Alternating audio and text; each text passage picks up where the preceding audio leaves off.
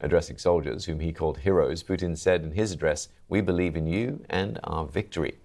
Well, for more on this, we can speak with Stephen Fish, Professor of Political Science at the University of California, Berkeley. Stephen, President Zelensky saying 10% away from the end of the war. Do you think they're that close? Well, that's a long 10%. That last 10% is going to be very contested. This is something that Zelensky has emphasized again and again, is that Ukraine really wants peace, but that every time it seems to be within grasp, that Putin turns away. And in fact, he's right about that. Putin really does not want an end to this war. Russian society is bearing the brunt of this war. In 2025, the economy started turning down.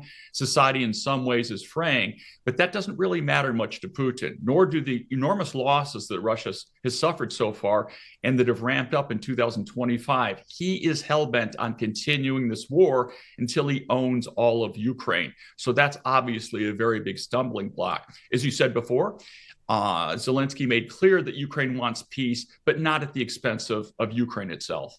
Yeah, and Zelensky talking a lot about peace, as we heard there from his soundbite. But President Putin, as you've alluded to, he doesn't seem to be talking about that at all. In fact, in his end-of-year remarks, he talked more about victory than he did of peace.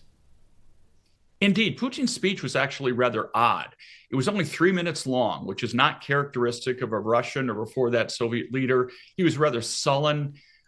He was, belligerent in some ways and talked about how Russia was going to win, but that was really about it. And the rest of his speech really was, there was nothing to it. I was actually surprised. I've watched these New Year's Eve speeches on behalf of Russian leaders for a long time, and I've never seen anything quite like this. There really wasn't much to it. Zelensky's speech was much more substantive. It went on for about 20 minutes or so, and it included time and again pictures of him meeting with foreign leaders, Western leaders, and urging them, you could see, to step up in 2026 in a way that they haven't so far. And what do you make of President Trump then? We know that he wants peace to happen, but his focus of who he thinks is holding it up has changed from Zelensky to Putin, back to Zelensky again. Where do you think he stands now? Exactly, but we have to remember that Trump is always going to be with Putin.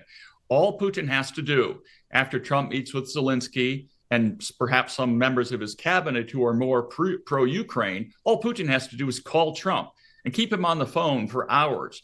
And afterwards, then we hear Trump come out in press conferences and in statements and basically repeat exactly what Putin told him. We saw this recently in his press conference with President Zelensky. We have to remember, Trump is on Putin's side. Trump thinks that Putin takes him seriously. Putin has everything Trump wants.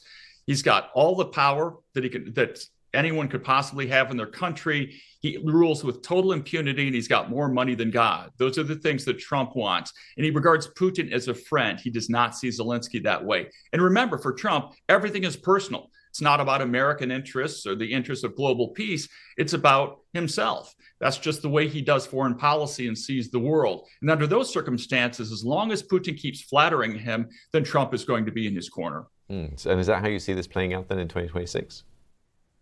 Unfortunately, I do. So the big variable now, Steve, is whether Europe is going to really step up. Europe has, in recent months, stepped up in some ways, but it hasn't been nearly enough. And Zelensky has tried diplomatically to press that point home. What to look for in 2026 is not a major change on the part of Trump. Unfortunately, he's likely to stay more or less on Putin's side. The question is whether European leaders will really step up and European publics will step up and really do what it takes to support Ukraine. Ultimately, of course, they're protecting their own security. Whether they have the temerity and the vision to actually do so is what remains to be seen in 2026. And the unity as well. There are many countries involved in when we talk about Europe. Thanks very much, Stephen, for that. Stephen Fish, Professor of Political Science at the University of California.